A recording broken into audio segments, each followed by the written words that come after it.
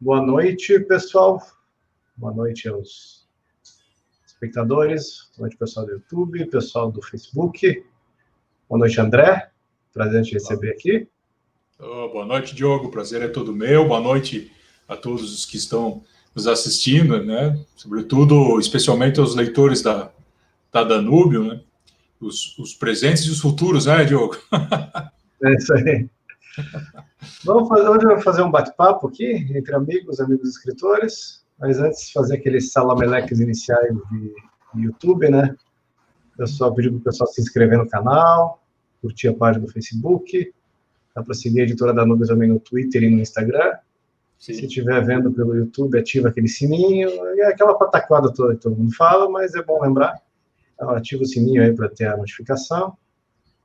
E são esses os avisos. Também vou fazer uma promoção aqui, avisar do lançamento da editora, o livro que saiu agora esse mês, é A Ciência das Experiências de Quase Morte. Esse livro está em promoção de R$ 65,90 por R$ 43,90 no site www.editoradanúbio.com.br. Também está disponível, se ainda não tiver, em breve vai estar em várias livrarias virtuais. Eu sei que na Amazon já está.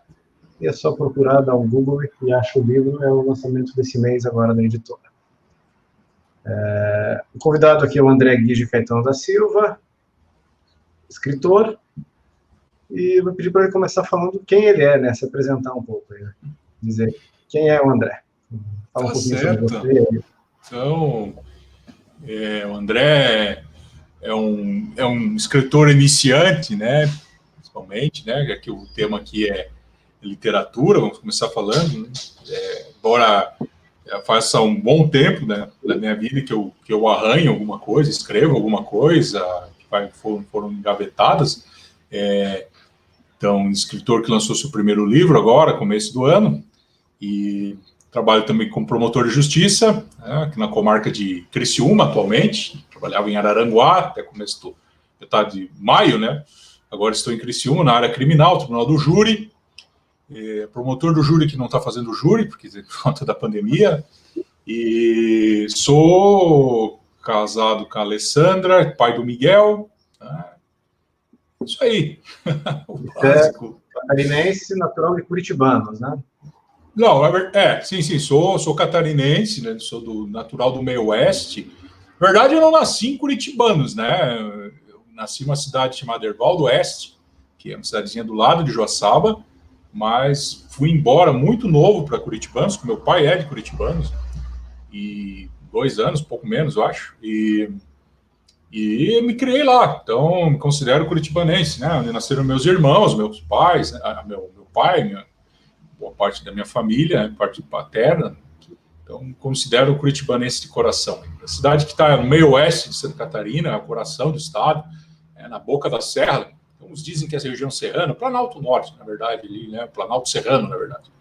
Considerado uma região com um clima de serra, mas ela tem um clima bem serrano, frio, quase 1.000 metros de altitude, mas situado no meio oeste. É isso aí. Quem não conhece, Curitibanos é um dos palcos da Guerra do Contestado, né? A pessoa quase não conhece a história. Guerra do Contestado ali, começo do século XX. E eu toco no assunto porque eu vou mostrar o livro que você escreveu. Eu tive o prazer de editar e lançar aqui toda a luz. Vou mostrar na câmera que é esse aqui. O Bosque da Invernada dos Fundos. Frente e verso. É um romance. Ele tem 200... Não chega a 200, ele é 100... Deixa eu ver aqui. 170 páginas. É um romance histórico. Ele se passa nos anos 70, na região de Curitibanos, mas com flashbacks que remontam ao período da Guerra do Contestado. Isso mesmo. Conta, então, eu já sei, conta para quem não sabe, sobre o que eu livro. Tá. Conta um pouquinho, uma resenha da história. Tá certo. Como você falou, Curitibanos é uma cidade, eu não me criei, uma cidade que foi palco de 2 grandes batalhas na história do Brasil. Foi a primeira, a Revolução Farroupilha, onde Inclusive, a Anita Garibaldi e Giuseppe Garibaldi teve uma batalha bem ferrenha na cidade, na zona rural ali que é da cidade. Depois, né, mais para frente, pouco mais de meio século, a Guerra do Contestado foi o maior conflito assim, de insurreição, né, de insurreição que ocorreu no Brasil. Então, eu cresci escutando várias histórias relacionadas a essas batalhas, né, especialmente a Guerra do Contestado, por conta do meu avô, e sempre tive vontade de escrever alguma coisa relacionada a isso, né. A princípio, até pensei em escrever alguma coisa histórica, mas sempre tive um pendor muito grande para a ficção, porque sempre gostei muito de ficção, desde da adolescência, lia muita ficção, e foi surgindo, né, a história, os primeiros traços da história, que seria um conto, depois virou um romance, né, e assim, veio de uma necessidade muito grande que eu sentia de escrever e de contar essa história, para, de certa forma, registrar um pouco dessa cultura, dessa região do Estado, relacionada com a guerra, de certa forma, coadjuvante na história, né? Mas registrar a cultura, registrar, né, relacionada aos costumes e as histórias que eu ouvia, né? Então a história nasceu disso, dessa necessidade de toda essa sopa cultural, né? Eu cresci, né, escutando histórias dos avós, dos pais, os avós dos meus amigos, né, dos camponeses, nas fazendas, nos sítios que a gente costumava frequentar, né? E aí, de repente, quando eu vi, o livro já tinha perto de 100 páginas. Escrevia final de semana, para descansar, umas vezes durante a semana, depois aí de muito estudo, trabalho. Sempre gostei, até faço hoje, né? A minha atividade como escritor, ela é uma atividade de fuga, assim, de descanso, né? Eu digo que o meu maior lazer é ler e escrever, né? A hora que eu posso descansar. Faço um pouco de esporte também, assisto um filme ou outro, mas o verdadeiro lazer é a literatura e a escrita. Então, onde eu distraio, onde eu esqueço um pouco da realidade, que muitas vezes é dura, né, é cansativa demais, né? É isso aí. Eu lembro que quando a gente se conheceu, você falou que você... Oi, desculpa, entendi. Você acabou de falar, você escutava muitas histórias do Contestado. Isso. Eu lembro quando a gente se conheceu, você comentou justamente isso, você falou que você escutava muito as histórias do Contestado, as histórias dos farrapos, as histórias da região, as lendas, os causos, e desde pequeno escutando isso, e você foi coletando. Você coletou isso metodicamente, você anotou, ou foi mais na memória mesmo? Sim, não, eu não anotei, não tive o cuidado de anotar, eu li muita coisa, inclusive literatura que era produzida na cidade, mas era uma literatura mais histórica. Lá existia um senhor já falecido, né, o senhor Euclides Felipe, que era um historiador da cidade, que escreveu vários livros com contos pequenos de histórias regionais, e eu era fã desse tipo de literatura, né? Tem até hoje os livros guardados aqui. E aí depois, com a história, quando eu comecei a escrever, peguei na enxada, como diz, né, para trabalhar, aí foi surgindo espontaneamente, né? Essas histórias foram surgindo e, de certo modo, eu fui inserindo no livro, né? Várias histórias dessas, né? Não que seriam ipsis literis, mas inspirações relacionadas a essas histórias que eu li e escutava. Não teve nenhum método, não, foi uma coisa muito espontânea. Reais, né? Relatos reais da região, mesmo, que você incorporou na narrativa. Sim, né? Com certeza. Eu acho interessante que você pegou, inclusive, o jeito de falar da região. Os personagens, as coisas que eu gosto, os personagens têm voz, e eles têm voz, você percebe que são personagens do interior de Santa Catarina, né? Sim. Várias expressões, vários jeitos de falar mesmo que são da região. Com certeza, né? Tem um dialeto peculiar, uma mescla do dialeto que vem da influência do Rio Grande do Sul também, tem uma influência muito forte de Santa Catarina, tem algumas expressões que são idênticas, né? Mas ali tem, digamos, expressões endêmicas, que são da região mesmo, né? O costume de dizer homem no final, né? Qualquer coisa, homem, termina com homem, né? Pare, homem, não sei. Né? O que você está fazendo, homem? Né? Aquelas expressões que são bem típicas do meio oeste, estavam retratadas no livro, procurei colocar. E expressões também que são muito antigas, né? Que a gente escutava meus avós trazer, né? Falar, né? E eu sentia falta disso também, sabe? Uma vontade de registrar isso, né? Deixar isso para as próximas gerações, porque, queira ou não, a língua ela muda, né? Ela vai mudando, vão se inserindo expressões, né?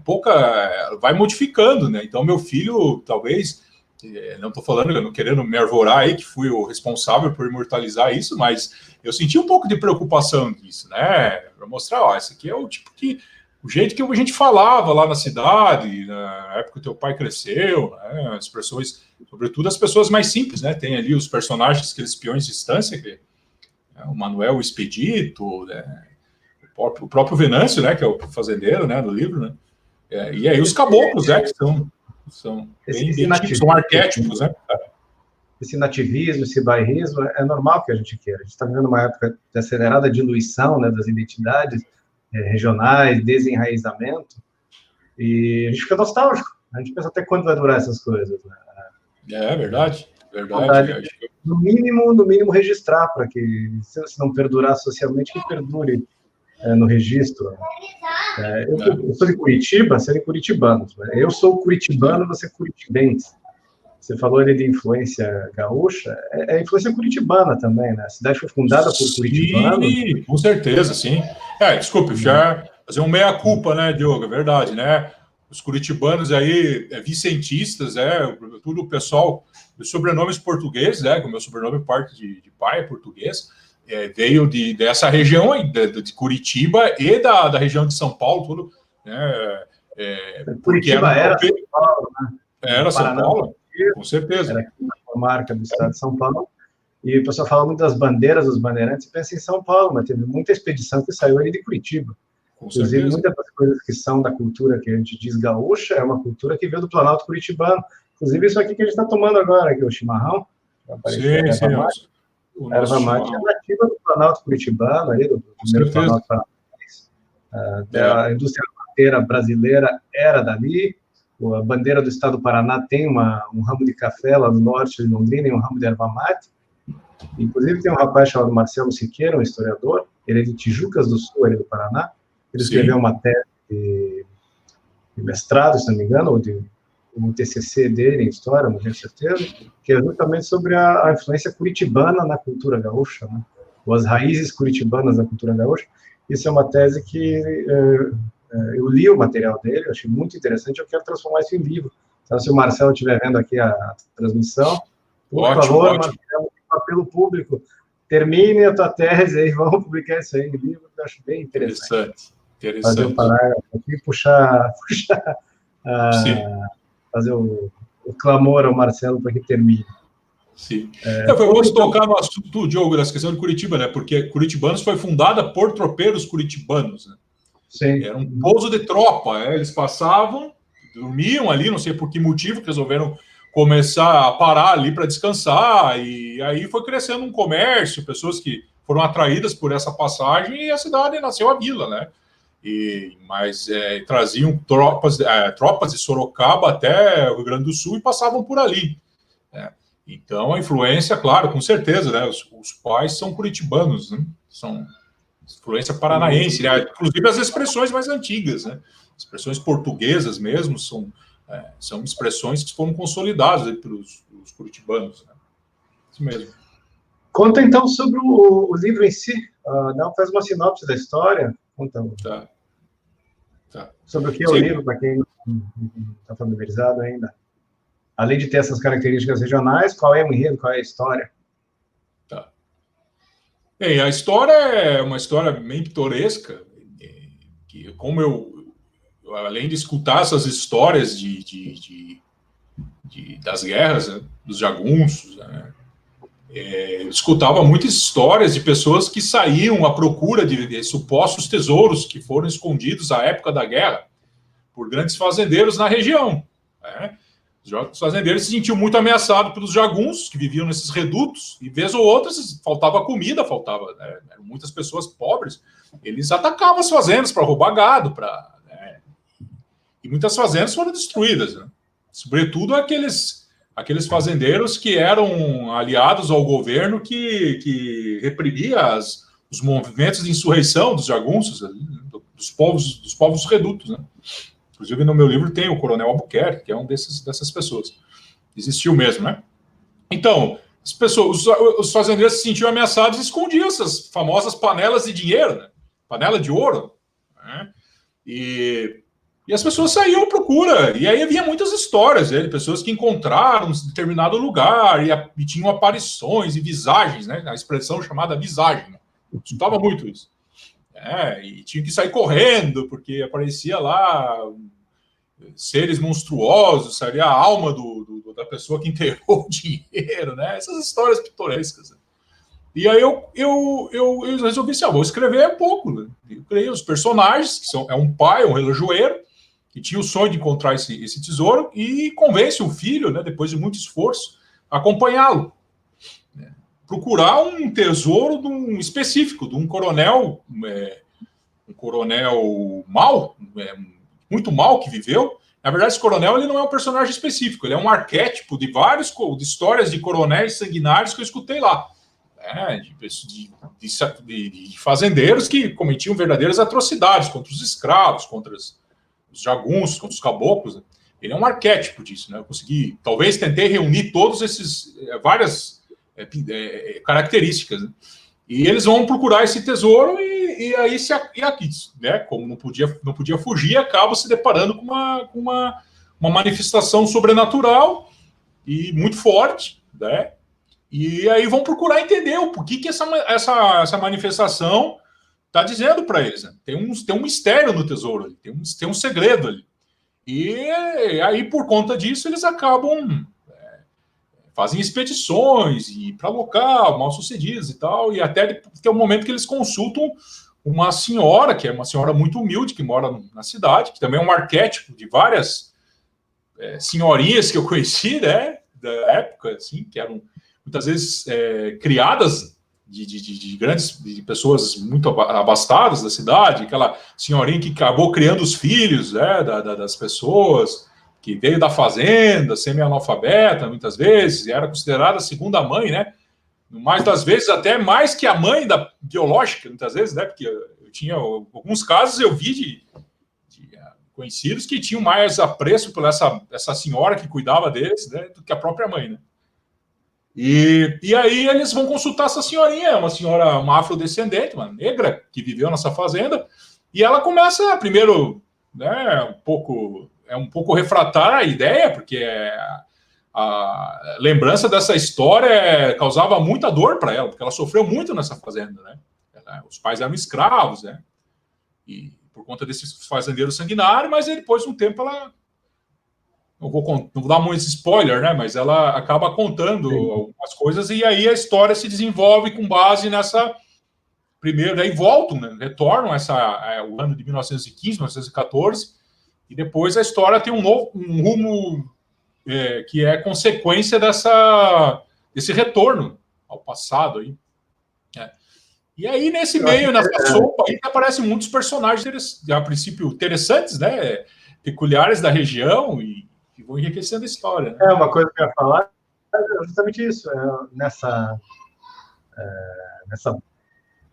No surgimento do componente espiritual, aí, da visagem, que você falou, surge a figura do Padre Albano, né? Sim.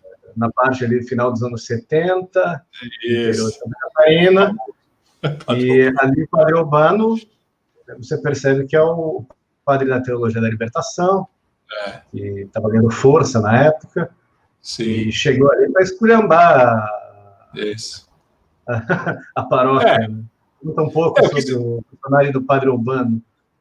Isso eu quis retratar isso porque na minha adolescência, na minha infância, estou dizendo que todos os padres que passaram por lá, mas muitos padres tinham essas características marxistas muito fortes, né?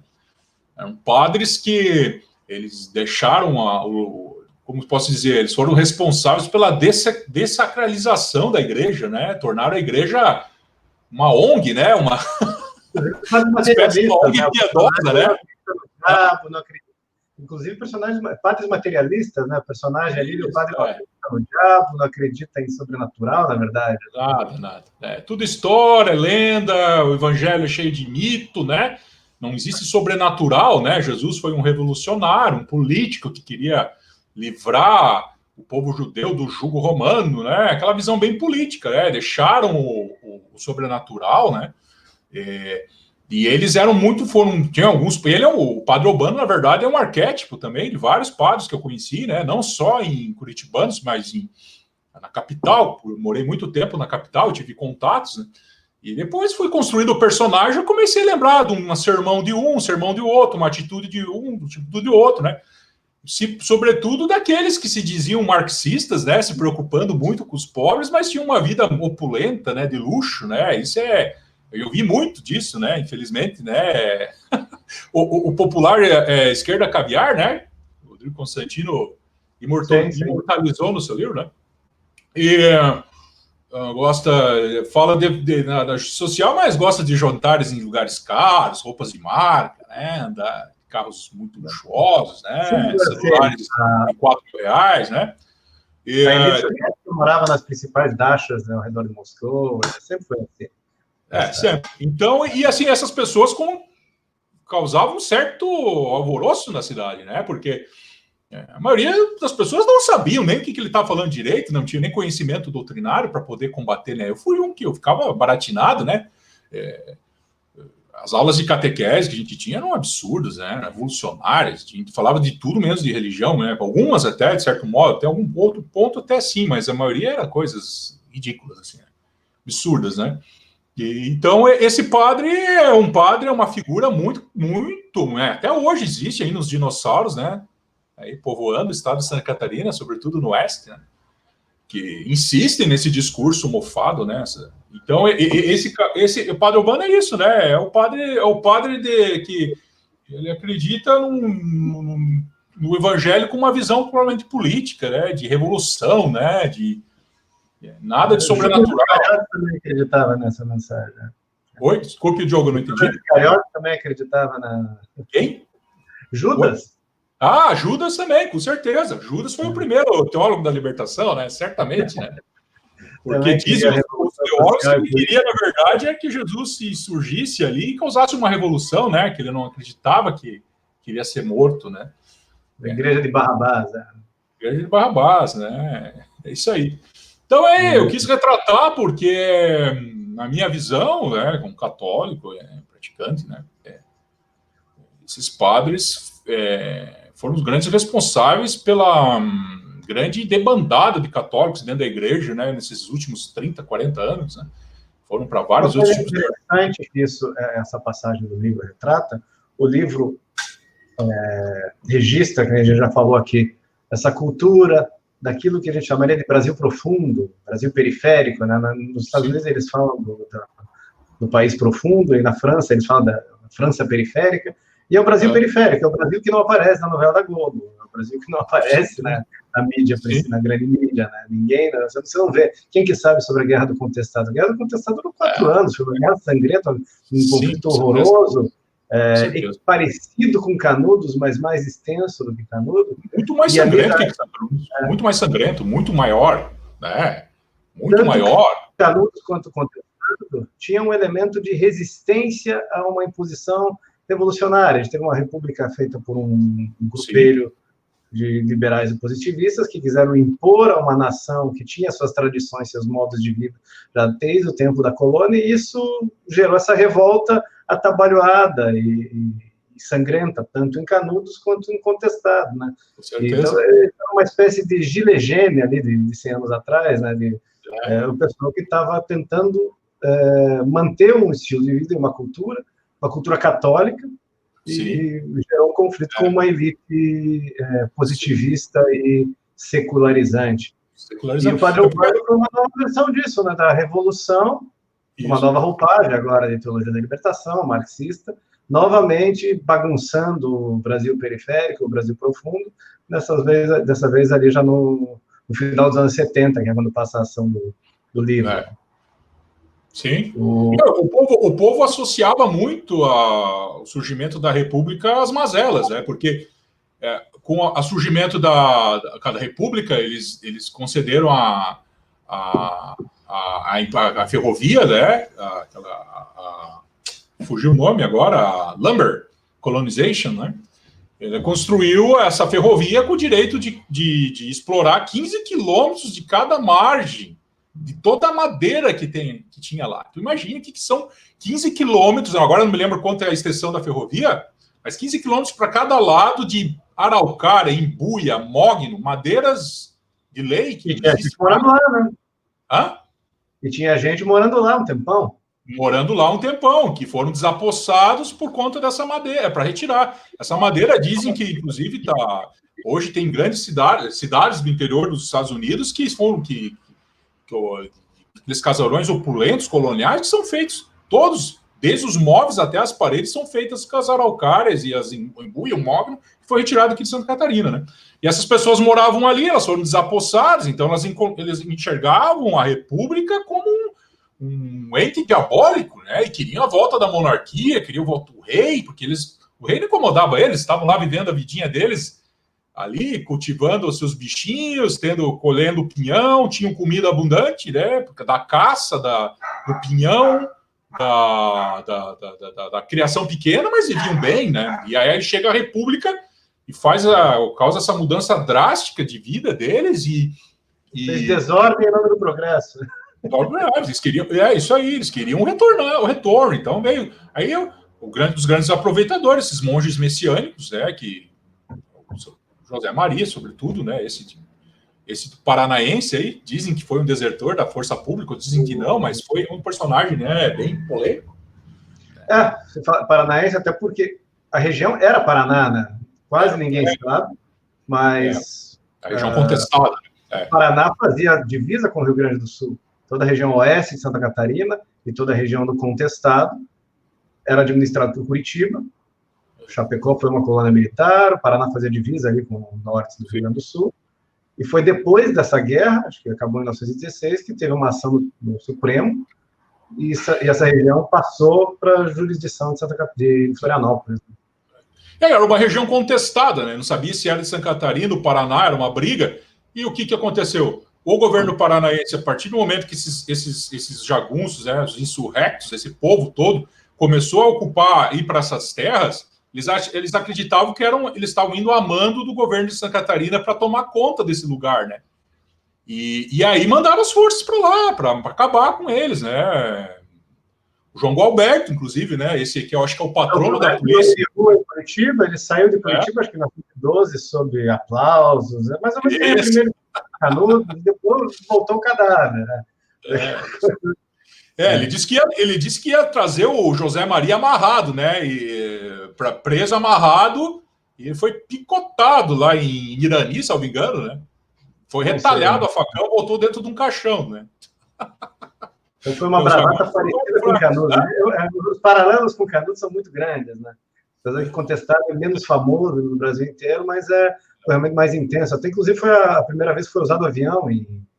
Sim. A aviação militar. A primeira vez que foi usado no Brasil foi ali. No meu livro, até, inclusive, eu falo até um momento lá pitoresco que eles encontram uma bomba não detonada de um avião, né? Eu aumentei um pouquinho a história ali para deixar registrado esse fato histórico. Dizem que foi mais para o norte do estado, ali na região de Canoinhas, ali, né? Para o Planalto Norte, que foi utilizado o avião, né? Mas na minha história ele desceu um pouquinho mais. Bom, aproveitar, então, quem está chegando agora, vou pedir para compartilhar o vídeo aí. Compartilha para o Facebook, compartilha no WhatsApp, os grupos aí, espalhar a palavra aí, espalhar a boa literatura. Vou mostrar de novo o livro do André, para quem ainda não viu, está aqui, O Bosque da Invernada dos Fundos, André Guidio Caetano da Silva, convidado aqui, escritor. Influências, André. Tem uma passagem de uma ilha ali que é obviamente, Tom Sawyer do Mark Twain, né? Inclusive, o livro tem todo um componente aventuresco, né? Meio infanto-juvenil, mas é literatura adulta. Conta das suas influências aí. O que você mais leu na vida? Olha, eu li, claro, comecei lendo literatura brasileira, boa literatura brasileira, né? Por conta até do colégio, né, que incentivava a gente a ler, né? Mas eu li de tudo, né? Eu comecei a apurar melhor o meu gosto por literatura mais selecionada depois aí dos 35 anos, 36 anos, né? Estou com 42, né? Mas eu li de tudo, né? Li desde Machado de Assis, li, que é excelente, né? Excepcional, né? Mas eu li Paulo Coelho, né? Mas eu estou dizendo que Paulo Coelho foi influência, né? Talvez até, de certo modo. Nos anos 90, o Brasil inteiro, né, Paulo Coelho? Eu li Diário do Mago, li O Alquimista. Eu gostei na época, claro, era um livro interessante, para entretenimento era bom, né? Embora não tenha nenhum apuro literário, mas a história é uma história interessante, né? Então, né, José Lins do Rego, Machado de Assis, né, Manuel Bandeira, Euclides da Cunha, vários, e depois que eu li mais, assim, daí depois os escritores regionais, né, Euclides Felipe, como eu falei, que é um conterrâneo meu lá de Curitibanos, excelente escritor, né, depois, claro, eu comecei a ler bastante coisa, literatura internacional. Gosto muito de literatura russa, gosto de Tolstói, gosto de Dostoiévski, que são uma literatura, como se pode dizer, irretorquível, né? É o melhor que se tem, né? Li depois, inclusive, livros assim famosos, como eu gosto dessa literatura mais mística, né, de terror, o livro é um livro de terror, né, Diogo? Ele tem elementos fortes, né? Então, Bram Stoker, né, Drácula, né? Desde Conan Doyle, né? A literatura policial, né? Simenon, o livro também que até eu uso aqui de vez em quando para me inspirar, né? Porque agora estou escrevendo outro livro, não sei se depois a gente vai falar. O livro do Chesterton, né, do Padre Brown, né, que é uma influência muito forte, né. Deixa eu ver, cara, eu li tanta coisa aqui.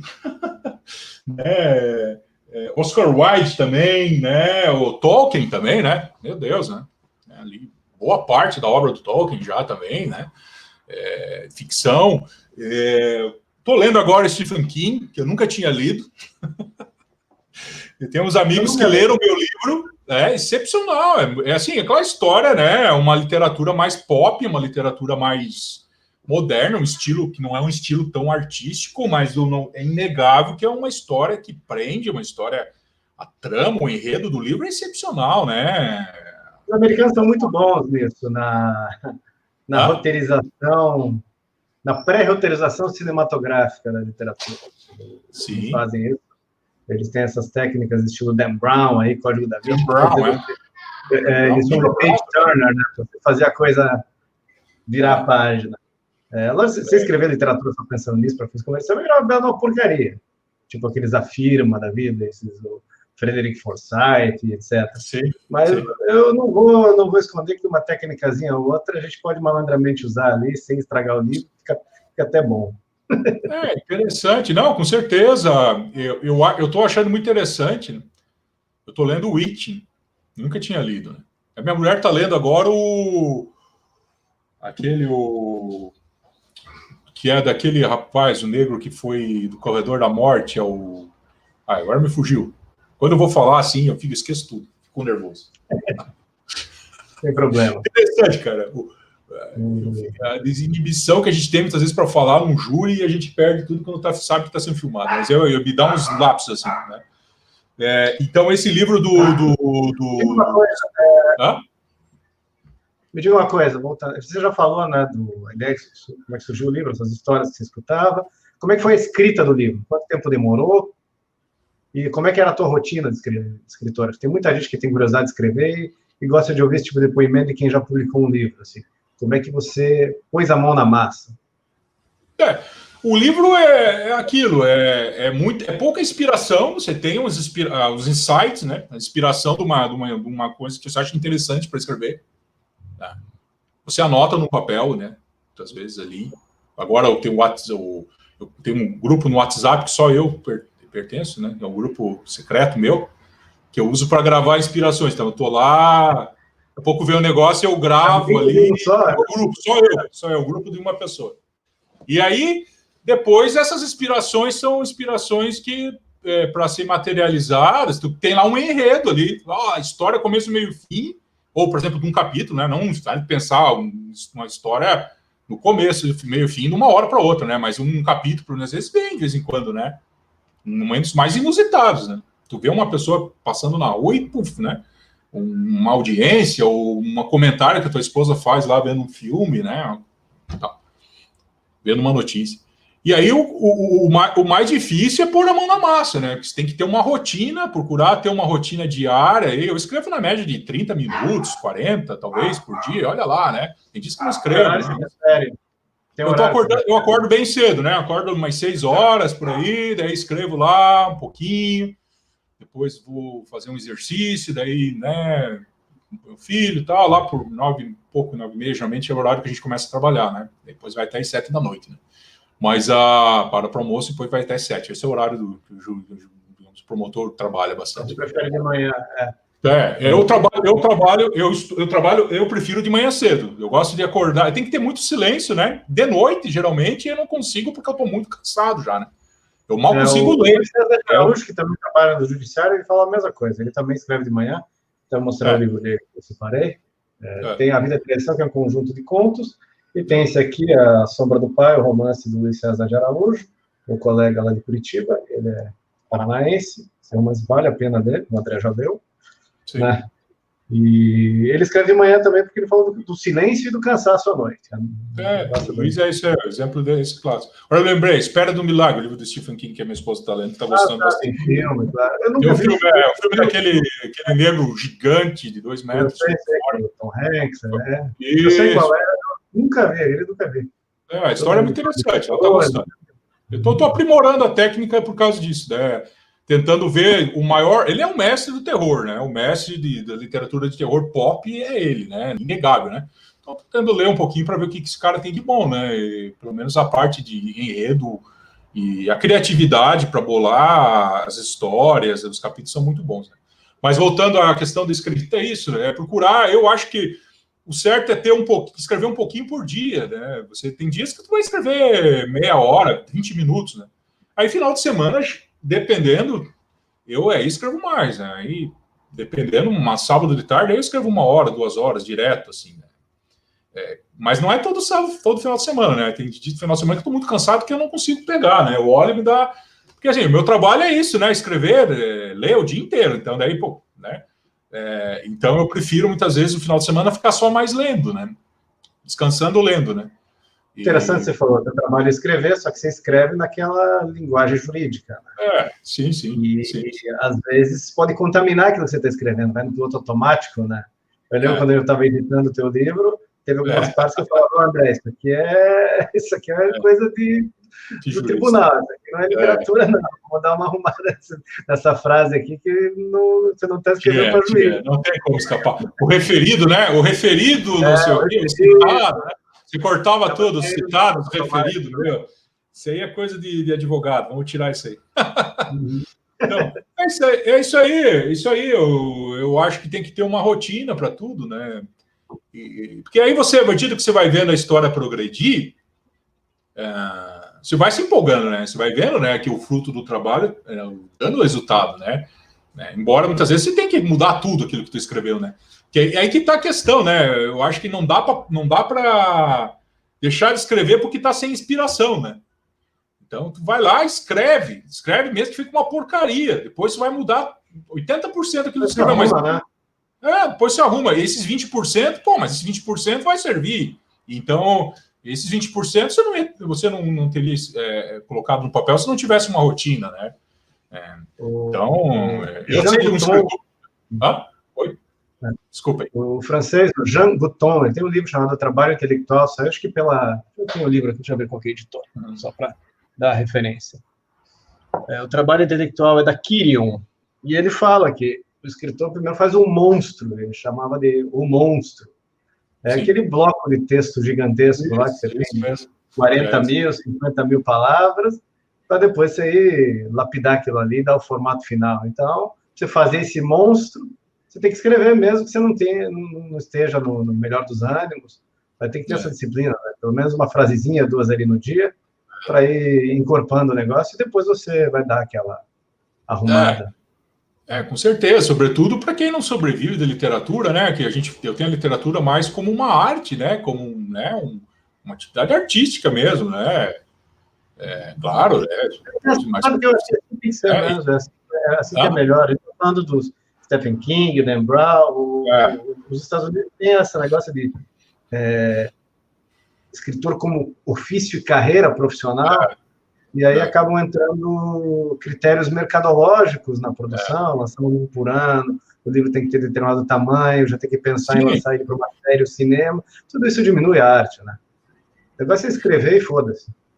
Isso aí, eles recebem muitos desses escritores aí, best-seller americanos, eles recebem já o enredo pronto, né? O cara lá, tem um cara que cria um enredo, uma história interessante, né? Que vai prender a atenção do leitor e diz, agora desenvolva você aqui, né? Mas a história é essa. Esse livro aqui eu já estou escrevendo pensando que esse papel é do Tom Cruise, né? O cara já tá pensando nisso. E aí já adianta para o cara lá $500 mil, sei lá quanto que ele recebe, mas ganha uma bolada. E o cara vai fazendo o livro, né? Então tem vários aí que estão hoje na lista do mercado. Se não me engano, o Sidney Sheldon, que já morreu, continua publicando livro em nome do Sidney Sheldon, né? Não sei, né? Minha mãe lia muito Sidney Sheldon, né? Minha mãe lia muito. Eu adorava Sidney Sheldon. Só para a gente não se alongar muito, vamos indo para o final aqui, André, me conta dos projetos novos. Você é um cara que escreve bastante, você já tem um monte de livro pré-pronto aí. Qual que é o próximo? Eu já sei, mas conta aí. Então, eu tenho uma mania de escrever várias coisas ao mesmo tempo, né? Porque daqui a pouco eu enjoo de um, eu pego no outro, então eu vou escrevendo, assim, meio parelho, né? Tem um livro agora que eu fiquei quase 4 meses sem tocar, e agora eu acho que eu consegui chegar no final, que eu estava procurando inspiração para terminar o livro. O último parágrafo ali, os 3 últimos parágrafos. Depois virou um parágrafo só, eu mudei e tal. Você já sabe a história, né? Então, esse livro eu estou terminando, né, de escrever, que é um livro sobre nazismo, porque assim, eu gosto de escrever ficção histórica, com base em histórias já que ocorreram, né? Base na história na nossa história, na história verdade, na história verdadeira. E Santa Catarina é um estado que é muito pródigo de histórias interessantíssimas, né? Vamos colocar aqui. O fundador de Florianópolis, que é Dias Velho, foi morto por piratas, né? Então é um negócio que dava para fazer muitas histórias interessantes. Você começa a estudar a história de Santa Catarina e fica deslumbrado, né? Então chegou na minha mão esse livro aqui, com várias pesquisas, que é o Punhal Nazista do Coração do Brasil. Eu comprei esse livro faz um tempinho, já 1 ano e pouco, num leiloeiro virtual, né? Um livro raro. E então, eu sempre gostei desse tema de Segunda Guerra. Meu pai é uma pessoa que é fissurada por Segunda Guerra Mundial. Meus irmãos também, a gente fã de Band of Brothers e vários outros filmes interessantes, né? Segunda Guerra, eu sempre tive vontade de escrever alguma coisa. Aí, eu pesquisando o tema, me apareceu esse livro, que é um inquérito, na verdade, do Lara Ribas, tá?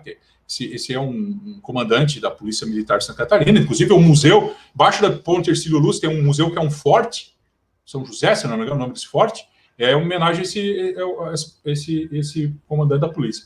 Então, aqui é um inquérito que fala de toda a atividade nazista em Santa Catarina. Tudo, que é um negócio simplesmente, assim, aterrador, assim, né? Tu vê o que tinha em Santa Catarina, assim, você fica, né, estupefato, como diz, né?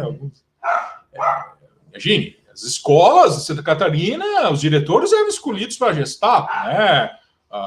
Que recebiam milhões de marcos para poder desenvolver atividade, a propagação do nazismo em Santa Catarina. Né? Eles tinham até projetos para um levante aqui do sul do Brasil, contra uma insurreição contra o Brasil, né? Contra os demais estados, né? Criar um país autônomo no sul, né? A história do sul, meu país, tem uma gênese aí bem interessante. E né? Não é por nada, não. Então, me inspirou e aí eu comecei a escrever. Então, estou escrevendo esse livro, praticamente está no final, estou revisando ele agora, né? Esses dias até anunciei no Facebook, da última revisada. Depois vou mandar aí para Vossa Excelência, né? Para você dar uma olhada. E escrevi um livro que também está sendo analisado já estão dando uma olhadinha, assim, alguns capítulos do Alexandre, né? Nosso amigo Alexandre Gaúcho. Miller Ribeiro. De São Marcos, né? Passei alguns capítulos, você já sabe, que é uma história sobre bruxas ali em Florianópolis. Conta a história de uma descoberta arqueológica na cidade relacionada ao paganismo celta. E aí Florianópolis é considerada a Ilha da Magia, então tem várias histórias sobre bruxas que foram expulsas na época dos navegadores espanhóis que chegaram na cidade, né? É aquela questão do Dias Velho que eu falei no livro também. A cultura, o sambaqui, né? Tem o sambaqui, mas é indígena, mas é açoriano, né? O açoriano trouxe muito isso por conta até da Inquisição, na época perseguia os feiticeiros. Tá. Isso, Então, esse aí está pronto, né? Então, já está sendo analisado lá. O Alexandre está dando uma olhadinha, né? Passando o olho, faz tempinho já. Mas esse aí eu acho que eu vou mudar algumas coisas. E agora, ultimamente, eu tive... começo de março, abril, eu estive na Serra Gaúcha e visitando uma cidade, por parte de mãe, né, os italianos, quando vieram de Cremona, foram para essa cidade, que se chama Fagundes Varela, e lá eu conheci a casa que o meu bisavô, meu tataravô, na verdade, ele está enterrado lá, né, poucas pessoas conhecem seus tataravós, né, meus tataravós estão lá. Então, eles vieram da Itália, foram enterrados lá, se chama Rosário, o nome do livro eu acho que vai ser A Vinha do Rosário.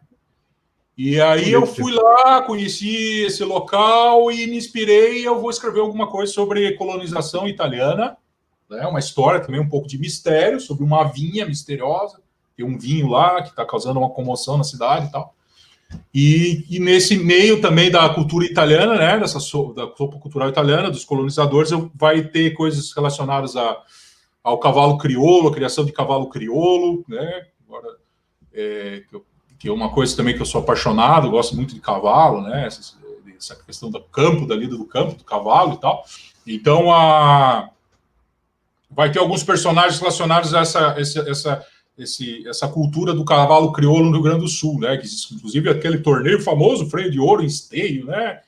Cavalos lá valem preço de apartamento lá, cavalos que são utilizados lá para provas, né, provas de campo e tal. Então, esse já está, praticamente, o enredo já está feito, né? Então, agora é a coisa de engordar os capítulos, né, Diogo? Claro, pode ser que mude tudo. Isso aí eu acho que mais para até final do ano que vem eu consigo terminar escrevendo aí uns meus 20 minutinhos por dia, acho que termino, né? Então é isso, né? E tem outros projetos ali que daí eu nem comecei, né? Que ideias que surgiram quando eu trabalhei em Laguna como promotor, em maio do ano passado, né? Sabe dessa história? Eu já comentei contigo, né? Eu lembro, sim. E Laguna é outro lugar de histórias, né? Laguna é Laguna. Então, essa é uma história que eu estou desenvolvendo ainda, amadurecendo, que é sobre crime organizado.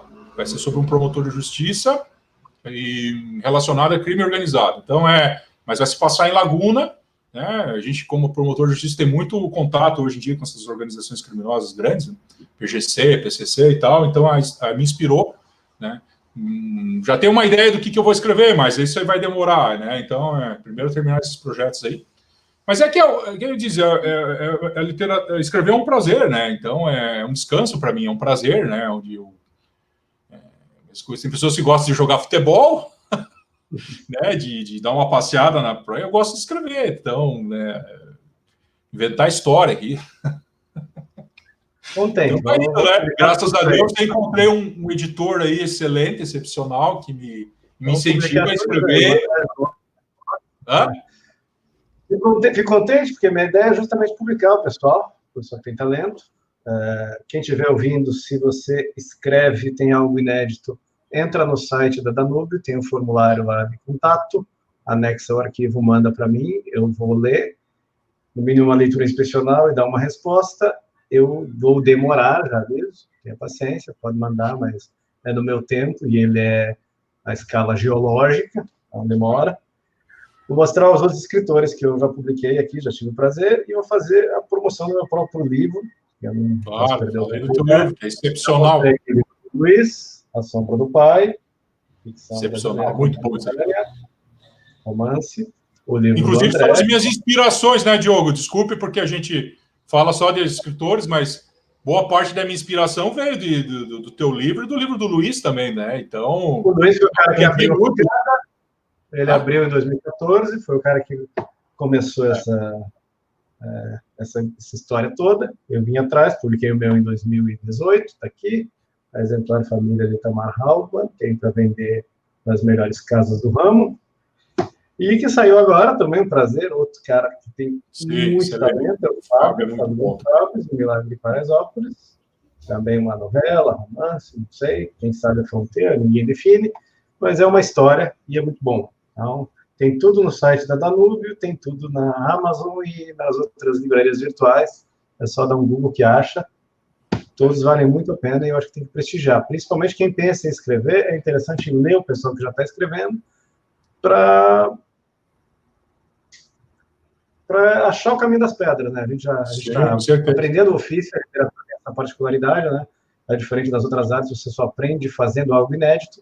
Então, não adianta você copiar, pegar o Dom Quixote e fazer um trabalho de monge copista, você não vai aprender a escrever. Para você fazer um quadro, uma escultura ou virar músico, você pode passar ali anos tocando a música dos outros e compor. Na literatura não dá. Você só aprende fazendo e a gente está aprendendo fazendo. Com certeza. Aprendi muito, né, com o teu livro, com as tuas orientações, né? O Diogo, eu digo, né? Você foi o grande incentivador, viu que eu tinha um talento, né? Mas que me ajudou a apurar, né? Boa parte dessa literatura que eu leio hoje são indicações, né, do Diogo, né, que me indicou livros que eu nem sabia, né, livros até que inclusive são afamados por conta do trabalho do filosófico do professor Olavo de Carvalho também, que é inegável, né, que foram, né, o Diogo, você como aluno do Olavo também, né, aprendeu muita coisa boa e ele passou para mim, né,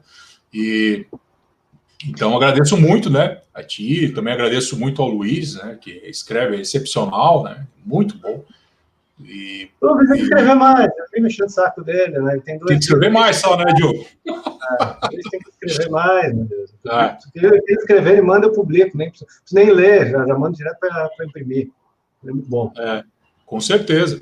E tem muitos talentos surgindo, né, isso que é legal, né, você começa a escrever, publica o teu primeiro livro, muitas pessoas te procuram, né, e dizem, como é que você escreve, como é que tu conseguiu publicar na Danúbio? Eu disse, olha, eu sou lá gostou do que eu escrevi, mas aí querem que eu leio um pouco, tem talento, tem que aprimorar um pouco aí, estudar um pouco, né? Ler bons autores, né? Ler bons livros de como escrever. E cara, realmente é sério, eu estou aqui justamente para dar esse incentivo. Pessoal, leve a sério que lugar para publicar tem. Nem que demore 10 anos. Continua escrevendo, continua tentando, aprimorando. Uma hora vai ficar redondinho e eu publico. A hora que estiver bom, eu publico todo mundo. E o Diogo o Diogão aí é top, né? Para apurar a técnica do pessoal aí, dizendo, pare de pôr expressão aí de advogado, pare de colocar clichê, isso aqui é clichê, né? Eu digo que o básico, muito mais que o básico, eu aprendi contigo, né? Não, isso aqui não tá legal, né? Isso aqui é expressão de clichês, que todo mundo... Né? Então, o que eu aprendi o que era clichê, aprendi o que era, digamos, redundância no sentido de frases, assim, que são redundâncias sutis, pleonasmos sutis, né? Que você não identifica muitas vezes, né? Então, ninguém é bom juiz de si mesmo, né, Diogo? Então, precisa... Então, aí eu acho que o pessoal que tem pretensão de publicar na Danúbio aí tem um excelente mestre aí. Meu grande mestre é o Diogo aí, sempre falo isso. Só consegui chegar, o pouco que eu consegui... Um cara que começou, que trilhou o caminho antes. Eu estou aprendendo muita coisa ainda. Claro. Mas o meu mérito, se existe, é realmente ter começado antes dos outros, né? Com certeza, desde 2011, né, Diogo? 2011, 2010, já estava estudando para editor, assim. Fazia faculdade de História e vi que meu negócio era escrever ficção, quando eu estava tentando escrever historiografia. Que, aliás, eu pretendo escrever um dia. Eu vou publicar um livro de História, tem uma pesquisa lá pela metade, tem que terminar aqui no dia, sobre a Revolução Federalista, e um dia eu publico aí. Mas acho que é isso. Chegamos aí 44 minutos de conversa. Dizem os entendidos em YouTube que mais de 1 hora ninguém dá o play. Então, acho que a gente tem que encerrar por aqui. Claro. Fica à vontade. Deixa eu falar. Quase dia eu quero fazer o pessoal chama de super live, né? Vamos fazer uma com nós todos aí. Convidar o Luiz, convidar o Fábio, vou fazer um bate-papo com todo mundo na tela, fazer uma baguncinha. E acho que é isso. Pessoal, eu vou deixar o link para compra do Bosque Reverado dos Fundos na descrição do vídeo aqui. E faça as considerações finais aí. Tá certo, então, agradecer mais uma vez a oportunidade de poder publicar meus livros pela editora Danúbio, né?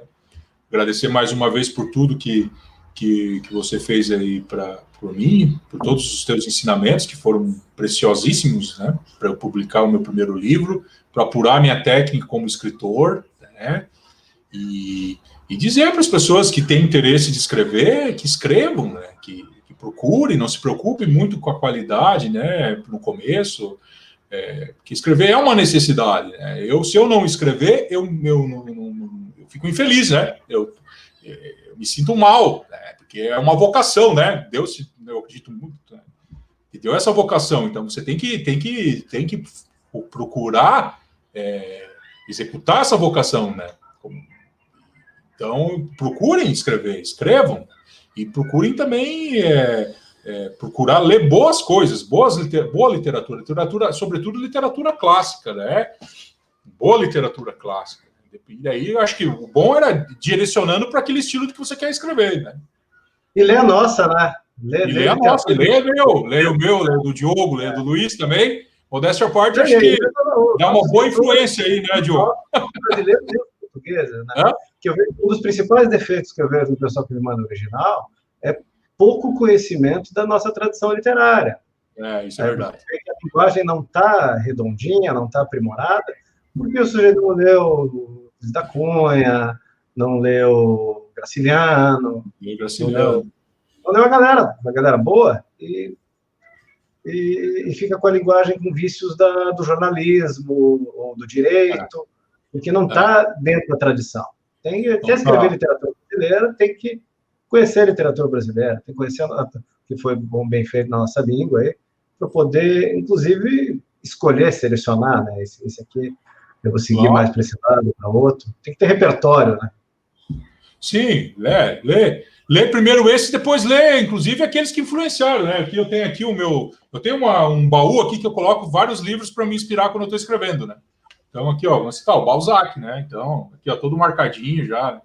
Meu Balzac, esse aqui diz que é o melhor livro do Balzac, então eu só li um livro do Balzac até hoje, Ilusões Perdidas, tá todo marcado aqui. As partes que eu acho sublimes, assim, que eu quase caio da cadeira quando eu leio, assim, que é aquela coisa da catarse, né?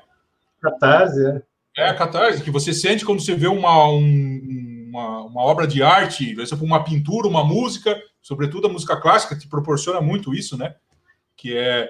A literatura te proporciona isso, né? Aquela expressão que tu lê assim, como é que ele escreveu isso, né? Tu se arrepia, né? Pode ser até a descrição de um guarda-roupa, né? Mas é a forma que o cara guarda. E daí, então, o Balzac, como eu predico o próprio Diogo, né? Foi o pai dos nossos escritores, né, Diogo? Não foi, ó? A tradição francesa, né? Acho que todos os nossos escritores têm uma tradição francesa muito grande. Aliás, eu recomendo, né? Uma recomendação do professor Olavo de aprender francês, né? Eu demorei hoje eu consigo ler francês aos trancos e barrancos, mas é importante. É importante ler a literatura nossa, a literatura luso-brasileira, que tem que ser considerada uma só, mas se abrir para o mundo, né? Se abrir para outras culturas, para outras literaturas e, de preferência, se puder, em língua estrangeira. Acho que isso já vamos deixar uma hora, André. Tá, chega, né? Vou encerrar aqui. Um abraço, agradeço a paciência de todo mundo que nos aguentou até agora e fique com Deus aí. Um abraço, até a próxima. Boa noite a todos aí. Boa noite, Diogo, tudo de bom aí.